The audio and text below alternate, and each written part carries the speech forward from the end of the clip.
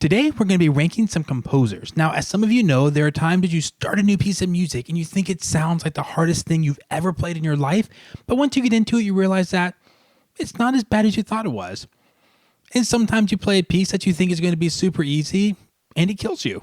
So what I'm going to do is rank the most popular classical piano composers, basically from is their music way harder than you think it's going to be, or way easier. By the way, the term I'm going to probably use a lot throughout this video is idiomatic. So if you don't know what idiomatic means, it's kind of like an idiom, a phrase everyone kind of knows. So if a composer is idiomatic, it means that the stuff they write tends to fit the hands, feel really natural for the instrument. If a composer is not idiomatic, if it's more awkward for the instrument, they're going to land near the top. All right. And our first composer up is going to be, spin the wheel, and we have Debussy. Obviously most famous for Clair de Lune.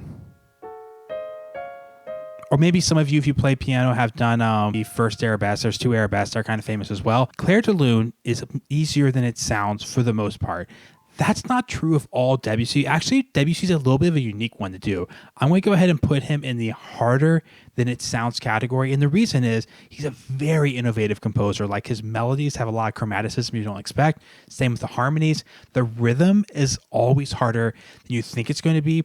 Now, when Debussy plays really fast notes, they tend to be a little easier than you think. So that makes me want to like go down a little bit. So if you listen to his dumb Debussy, again, a little outside of like Girl with the Flaxen Hair and Clair de Lune, the Estamps and stuff, if you get a little outside of that, his music is pretty difficult, but it doesn't always sound that hard when you hear it played. That was honestly kind of a challenging one to start with. So let's see who is up next. We have Grieg. All right, Grieg is actually, funny enough, like similar in era to Debussy. We're kind of getting the late composers out of the way with real quickly here, but Grieg is a little easier than it sounds. Grieg is also pretty innovative. He uses lots of interesting chords and stuff, but they seem to be more in the Romantic era. He hasn't decided to try to like experiment quite as much. And also Grieg has a lot of flashy, like, you know, stuff like arpeggios and fast notes and scales, but they tend to just fit really well. I'm thinking like the end of his famous piano concerto, the orchestra is doing the,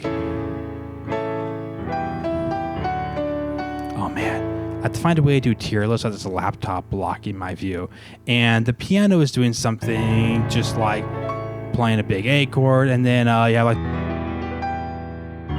is a D chord, and I find it to be a little easier to play than you would expect, which is the point of the video. All right, let's see. We have two later composers. Let's see if we get someone earlier. Chopin. Now, this is going to seem really weird. Really, really, really weird. But Chopin is at the bottom of a tier list that Ryan is making. If you watch my just straight up composer tier list, Chopin's at the top. Chopin is a top 3 composer for me, probably at least top 5. Love Chopin. Chopin, though, is known for being a lot easier than he sounds. He is just, he is the piano composer. You probably already know this because you're a pianist watching this video, but Chopin's like our guy. He writes stuff that fits our hands so well. There's so many times you play something by Chopin, you even see signs his fingering the score. Now you can't see because I moved my computer. You're like, how am I going to hold this stuff and then get this one held down, then play a legato to here? And Chopin's like, just slide off the black key to the white key. It's easy, man. I was thinking of Chopin as being pretty chill. I think he actually had a lot of anxiety and stress in his life. But the way he writes music is just, it fits your hand so well. After spending a few weeks with it, you're always like, okay, it does fit the hand really well. Some of the awkward way they jump from a black key to a black key, you're like, oh, that makes sense. Sometimes, again, he tells you things. Sounds like, oh, use your thumb and jump to your thumb. Like, we're going to what, double thumb? And then you do it, you're like, yeah. It just makes a lot of sense. So this, let me just be really clear. Being at the bottom of the tier list does not necessarily mean you're a better or worse composer. It means that we really love you because you wrote music that's easier to play than people think. All right, let's see who is up next here. We have the great Brahms. We actually have 4 composers so far that we have photos of, which is kind of funny. Part of me almost wants to put Brahms in the center category.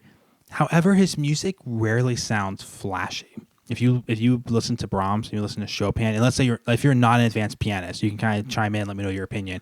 But if you're not an advanced pianist and you hear Chopin, Liszt, and Brahms, you probably think Brahms wrote the easiest music of the 3 of them. I don't think that's true. So I think that makes sense. So for example, Brahms tends to have a lot of like octaves. What's the one? But I'm kind of faking this right now because it's been a while and I don't remember. I think it's like the first one. it's an E flat chord, but you don't play that note, then maybe it's filled in this way. Then maybe you fill in that one. They have an A flat chord. What Brahms loves to do is have these octave textures like this. But what some composers will do is they will fill in every single octave. Like, so it's an E flat chord, so I can play the whole E flat chord, the whole B flat chord, the whole E flat chord, the whole A flat chord. Brahms doesn't do that. Brahms likes filling in one of the two notes, either this one or this one. What he loves to do is when he brings back the melodies later on, he might switch it. He might start the piece like this with that one. Might come back later and go, you know what? I want the B flat this time. Yeah, I feel good about this. I would say he is harder than it sounds. I wouldn't say way harder, but I think his music is harder than it sounds. All right, let's see who we have next. Looks like, Bach. Okay. When I made this list, this is like made for Bach. Talk about idiomatic. Chopin being maybe like one of the most idiomatic feet in the hands composer. Bach is, if you've never played Bach before, go listen to a fugue. You go listen to a fugue. Like, go listen to some lists or Chopin first. Listen to a fugue and you'll be like, that doesn't sound too hard. And then go get the music. Open it up and you'll go, oh, there's no fast scales or no fast arpeggios in the whole piece. How hard can it be? After 6 months of practice, you'll probably still feel horrible about yourself. Bach is definitely defines the way harder than he sounds. You play some Bach, you think, yeah, it doesn't sound too bad. Now, if you know Bach, if you played some fugues, you know what to expect, right? At that point, you're not surprised anymore. Classic piano conversation. You know, we have a group of musicians hanging out, then some person who may be a little younger is like preparing for a recital, and they say, guys, craziest thing, I have a recital coming up and I got a 20-page piece by Beethoven I'm playing. I got a list, etude I'm playing. I got all these hard pieces. But the thing I'm most worried about is a 2-page fugue. I'm so scared of crashing and burning. That's what I'm working the most on. And then people who've been around and done recitals were just like, yeah, that's kind of how it goes. And they're like, oh, you guys get that? Like, yeah, it's actually normal. Bach is just really hard. All right, anyone who follows up Bach is going to be easy compared to Bach. So, oh, interesting. Schubert. I want to put him right in the middle. That's what my gut feeling tells me. Let me think. So things like the impromptus are easier than they sound. There are some exceptions like the sonatas, but I don't know. I'm right on the line with him. I can see him being, I think, what I expect when I listen to Schubert and when I play it. I could also see it being a little easier maybe than I would expect. Now, there are some exceptions, like some of the songs don't sound impressive at all, but once you get into the Schubert songs, the piano parts are just really finicky and detailed. I don't feel great about this one, but I'm going to say slightly easier than it sounds. All right, let us journey on. And now we have Beethoven. Now, this is going to feel weird because anytime I make a tier list, Beethoven is an automatic top S tier in every category because Beethoven is my favorite composer. However, this isn't ranked by how much I like the composer. It's how easy their music is to play from what you would expect it to be. So I thought about this one today as I was kind of thinking about filming this video tonight, and Beethoven's going to go right in the middle. And I'm going to tell you why. Beethoven is a brilliant pianist, and there's often his patterns are a little more veiled than like Chopin. So Chopin, you kind of get in there, maybe after a few days, it starts to feel really good. Sometimes Beethoven, it takes longer until you realize, oh, this technique does fit well. Maybe it takes a little more work to realize the style, maybe the list, not playing too legato, then we'll play too over legato, or not too loud or louder, or the accents, whatever it is. Often you're like, this does make sense. It's not as bad as it seems. So that would put him like down here, right? Like pretty idiomatic, like easier than it sounds. But there's this other side of Beethoven where he just writes what he wants to write, and he can be so awkward. So in my mind, Beethoven's pretty split. There's lots of stuff that fits the hands really well. You're like, oh, it's actually a lot easier than I would expect. There's also lots of things that Beethoven's just going to write what he wants to write. He doesn't care about you. He's grumpy. He's stuck in his ways. He's great at piano himself. So he's going to write what he wants to write. What he hears is the correct note, and you just have to deal with it. Even if you don't have enough fingers to make it work, even if it's like an awkward stretch, an awkward pattern to put together. So it's kind of both facets of Beethoven. So we're just going to put him right in the middle. All in all, I would say he's about what I would expect, but there are some aspects harder and some aspects easier. Okay, we will continue on with Liszt. Okay, Liszt is going to be, compared to Bach, Bach is no one's going to pass Bach. Bach is the top tier. If another composer gets into the top tier, Bach is going to be the strongest top tier. The opposite is true of Liszt. Liszt is the most idiomatic composer. Again, doesn't mean I don't like them. I know it's weird to see them at the bottom of a tier list. Chopin is a top 5 composer for me. Liszt is probably top 10, 15 composer for me. I love Chopin and Liszt so much. Liszt is super idiomatic. Like even more so than Chopin. When you hear his music, you just think that is the best piano player in the whole world playing that. That is the hardest piece ever written. Stuff like this where it sounds super flashy, and it's hard. I'm not saying these aren't hard. Liszt wrote some of the hardest piano music in our repertoire, easily, hands down. But it's very patterned and it fits our hands so well, so it's doable. But when you hear it, you just think it's literally impossible. No one could ever play. You're just like, well, that's not even humanly doable. It is, because it's easier than it sounds, but it sounds like straight up torture.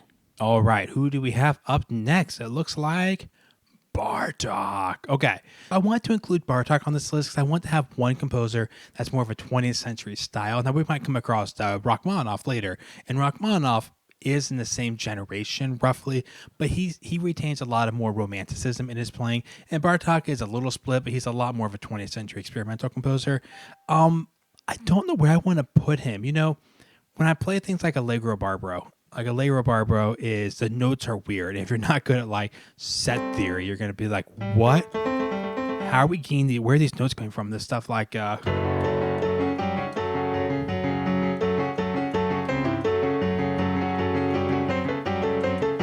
don't remember exactly how it goes, but something along those lines. It's crazy, wild sounding. However, when I played it, it came to me pretty quickly. Like at first, you're just like, if you're more used to Baroque, classical, romantic music, you're gonna think Bartók is really hard because the notes are weird and hard to read. It doesn't always use traditional chords, major, minor, 5 chords going to 1 chord, so that's more difficult. But you know, I'm thinking of things like Evening in the Country. I've taught some students the first Romanian folk dance, which has some really unexpected chords and harmonies and sharps. You're like, what is this? But once they get into it, often they handle it pretty well. It sounds something like and the reading is going to be more challenging than you expect it to be because it's more modern compared to romantic music. But I think it does fit the hands pretty well and flow pretty nicely. So yeah, let's just leave him right in the middle. Okay, and then we have Rockmanov. I just mentioned Rockmanov. So just talking about how for the modern composers, Rockmanov and Bartók are the 2 late guys, but Rockmanov retains, again, a little more of that romantic flair to him. So, okay, Rockmanov is weird. When you hear Rockmanov, it gives you Chopin vibes in the sense of it's so pianistic, so many arpeggios, so much like just that flow to his music like Chopin has. And you might be tempted to think, oh, it's like Chopin. Like when you get into it, it's going to be a lot easier than it sounds, even though it looks like death when I'm looking at it right now. It's not actually that bad. It's true to a certain degree. It does fit the hands really well. Not like Chopin and Liszt, though. I think the reading is harder in Rachmaninoff. He has more variety in his patterns. He'll have some left hand arpeggio going on, and he won't just get you locked into okay, we're doing 3 up and then 1 down, then 1 up and then 3 down. He'll kind of have more like freedom to those patterns in the left hand. So I think that does add a lot of complexity. Right, we still have 2 of our classical composers here, and there's one of them right now. We have Heiden. Okay, so if you compare Heiden to Beethoven, his sonatas sound easier than Beethoven. Actually, they sound to your ear quite a bit easier than lots of Beethoven. It's not as flashy or as impressive, but his music, Heiden loves ornamentation. I love Heiden. Heiden's kind of like one of my, I rank Heiden probably higher than most people rank Heiden. I do like him quite a bit. I might like Beethoven more for sure, but I do like Heiden.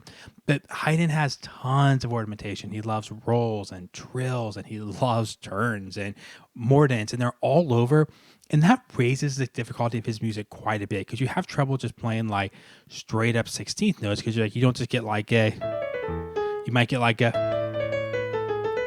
and that's how hard for us to just throw in there and toss it, like they were able to do maybe back then on their lighter piano, and maybe they were just like really better than us, I don't know, but they were able to do these fast passages, apparently just throw in trills and stuff and more, and it's much easier. It does add some challenges to keeping the music flowing and also like performing it. So for that reason, I'm comfortable making it slightly harder than it sounds, because again, you hear it, it sounds a lot easier than Beethoven. It is easier than Beethoven, but maybe not to the same degree when you first hear it, what you expect it to be. I almost debated not putting Mendelssohn on this list. I almost cut Mendelssohn from this list, but he is pretty popular. Um, it's just I don't have anything super interesting to say about Mendelssohn. He's easier than his music sounds. Not a lot, but I don't think his music is harder than it sounds. Like, in general, he's just more like a typical boring romantic composer. No, I'm just kidding. but in general, it's just like, yeah, when you play Mendelssohn, you hear it, you think some of the stuff sounds really hard, and it is hard. It's not easy to play, but it's easier than you would expect. So again, not a super interesting one, but it's going to help flesh out the list a little bit. So, all right, the final two, we have Mozart and Schumann. All right, Schumann is up next. I struggle a little bit where to put Schumann because in some senses textures can be similar maybe to someone like Mendelssohn, who I just did. They're like similar generation. However, Schumann has more sophistication in the rhythm. He asks you to do weird emphasis at times, or emphasis, whatever you want to say. Like, he asks you to do awkward kind of beat placement at times, like to bring out a melody in a weird spot. But also just his music is really chromatic. It's way more chromatic than you would expect. Like, the man can't just like, not just the melody, but even like if he just has like a C chord accompaniment, he might be like, I'm going to go to an F chord, but why not just do this and then play this note here and then walk down to the F chord like this. I mean, I go to C, I'm going to skip above, but then walk it back down to a C there. Like, he just is always adding little tiny tweaks. His music isn't wildly more difficult than you expect it to be. In some ways, the flashy stuff typically is easier than you would expect, but I'm not going to put him down there with Mendelssohn again and like Grieg and Schubert, because I think that added complexity and the chromaticism might bump him up to middle tier. I'm honestly between middle tier and slightly harder than it sounds, but it does sound hard. I mean, his music does sound hard and awkward. You can hear the rhythm is awkward. So let's leave him right in the middle. Let's leave three guys in the middle of the tier right there. So we have one more. Why not? Oops, wrong button. Why not spin the wheel anyway? The final person will be Mozart. Didn't see that coming. Saving Mozart for last is just going to like build on the narrative that Ryan doesn't like Mozart. I feel like on the channel, people like in the comments sometimes have been like, you don't like Mozart. I love Mozart. I love Mozart. I don't like Mozart as much as Beethoven, but that's totally different topic for another day. I do love Mozart. Mozart is a pretty easy pick for me and harder than it sounds for much of the same reason that Heiden is. However, I think it's a little more extreme than Heiden. So Mozart's music is beautiful, sounds gorgeous. Sometimes, though, it sounds easy-ish, and you're like, oh, okay, like, it's probably the average Mozart sonata is easier than the average Beethoven sonata, but I would play a Beethoven sonata for a recital, for a performance, any day. Mozart needs to have so much beauty and clarity to it, and you have to be really careful with Mozart. Like, if you something like this is not fun, then you're like, but you need that like character. Not saying you don't with Beethoven. Obviously, you need that with everyone. I feel like Beethoven's a little easier to wrap our minds around. And also, you get to like really play the piano more with Beethoven, like hard. So when you're performing, you feel like you have more to hold on to. Whereas you're being delicate, pristine, and like more careful. It's just more challenging with Mozart to pull off. So I think Mozart's music is pretty easily in the category harder than it sounds. Of the four people in the harder than it sounds category, Mozart's the one that almost be bumped up to way harder than it sounds. Yeah, he's on the line, but honestly, I'm okay with ending this video with Bach in a category of his own, which is kind of true. And right here at the bottom, this makes sense. Our most idiomatic composers are probably Chopan and Liszt, so it makes sense they would kind of flesh out the list or some of the greatest pianists of all time. But one final way to look at this list, if you're a person who's playing piano just to show off, you're playing piano just because you want to impress people, look towards the bottom of the list, the idiomatic composers. They're not the best. They're not the worst. I'm not ranking them in order from good to bad. But if you are really in it right now, that maybe a time in your life you just want to show off to people, like you want to play something that sounds impressive, which is a fine goal. That's like, some people say it's shallow, and maybe it is like somewhat more shallow, but it's also a fine goal to be like, I'm playing this because I want it to sound good. Because you want to feel like you're accomplishing things, look towards music in your level on the lower end of this list, because it's going to be maybe easier than you would expect. However, if you play the people on the top end of the list, even if it seems like it's in your level and simpler, and it might be in your level, but it's still going to be a little harder maybe than you anticipate.